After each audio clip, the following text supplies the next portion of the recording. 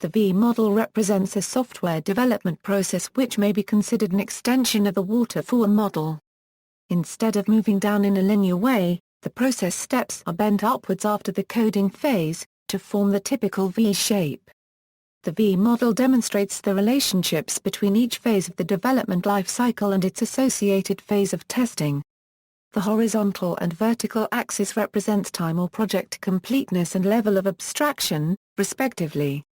Verification phases, requirements analysis. In the requirements analysis phase, the first step in the verification process, the requirements of the system are collected by analyzing the needs of the user, S. This phase is concerned with establishing what the ideal system has to perform. However, it does not determine how the software will be designed or built. Usually, the users are interviewed and a document called the user requirements document is generated. The user requirements document will typically describe the Systema Euro 1 registered trademark S functional, interface, performance, data, security, etc. requirements as expected by the user. It is used by business analysts to communicate their understanding of the system to the users. The users carefully review this document as this document would serve as the guideline for the system designers in the system design phase. The user acceptance tests are designed in this phase. See also functional requirements. There are different methods for gathering requirements of both soft and hard methodologies including interviews, questionnaires, document analysis, observation, throwaway prototypes, use cases and static and dynamic views with users. System design. Systems design is the phase where system engineers analyze and understand the business of the proposed system by studying the user requirements document. They figure out possibilities and techniques by which the user requirements can be implemented. If any of the requirements are not feasible, the user is informed of the issue. A resolution is found and the user requirement document is edited accordingly. The software specification document which serves as a blueprint for the development phase is generated. This document contains the general system organization, menu structures, data structures etc. It may also hold example business scenarios, sample windows, reports for the better understanding. Other technical documentation like entity diagrams, data dictionary will also be produced in this phase. The documents for system testing are prepared in this phase. Architecture design. The phase of the design of computer architecture and software architecture can also be referred to as high-level design. The baseline in selecting the architecture is that it should realize all, which typically consists of the list of modules, brief functionality of each module, their interface relationships, dependencies, database tables, architecture diagrams, technology details etc. The integration testing design is carried out in the particular phase. Module design. The module design phase can also be referred to as low-level design. The design system is broken up into smaller units or modules and each of them is explained so that the programmer can start coding directly. The low-level design document or program specifications will contain a detailed functional logic of the module, in pseudocode, database tables, with all elements, including their type and size, all interface details with complete API references, all dependency issues, error message listings, complete input and outputs for a module.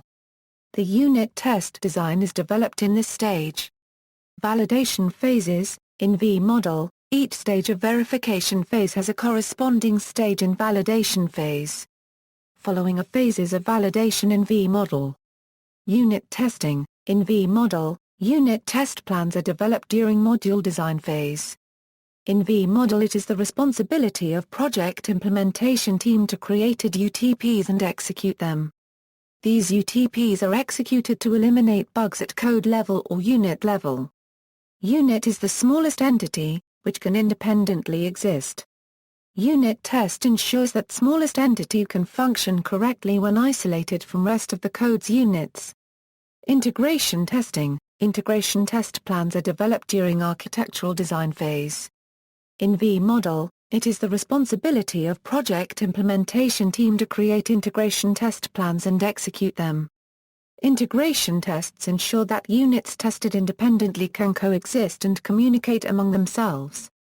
Test results are shared with customers' team. System testing. System tests plans are developed during system design phase. Unlike unit and integration test plans, system test plans are composed by client's business team. System test ensures that expectations from application developed are met. Whole application is tested for its functionality, interdependency and communication. System test ensures that functional and non-functional requirements are met. Load and performance testing, stress testing, regression testing etc. are subset of system testing. User acceptance testing. User acceptance test plans are developed during requirement analysis phase. Test plans are composed by business users. UAT is performed in production kind of user environment with almost real-time data. UAT ensures that delivered system meets users' requirement and system is ready for use in real time. Criticism. The V model has been criticized by Agile advocates and others as an inadequate model of software development for numerous reasons. Criticisms include, it is too simple to accurately reflect the software development process, and can lead managers into a false sense of security. The V model reflects a project management view of software development and fits the needs of project managers, accountants and lawyers rather than software developers or users. Although it is easily understood by novices, that early understanding is useful only if the novice goes on to acquire a deeper understanding of the development process and how the V model must be adapted and extended in practice. If practitioners persist with their naive view of the V model, they will have great difficulty applying it successfully. It is inflexible and encourages a rigid and linear view of software development and has no inherent ability to respond to change. It provides only a slight variant on the waterfall model and is therefore subject to the same criticisms as that model. It provides greater emphasis on testing, and particularly the importance of early test planning. However, a common practical criticism of the V model is that it leads to testing being squeezed into tight windows at the end of development when earlier stages have overrun but the implementation date remains fixed. It is consistent with, and therefore implicitly encourages, inefficient and ineffective testing methodologies. It implicitly promotes writing test scripts in advance rather than exploratory testing. It encourages testers to look for what they expect to find, rather than discover what is truly there.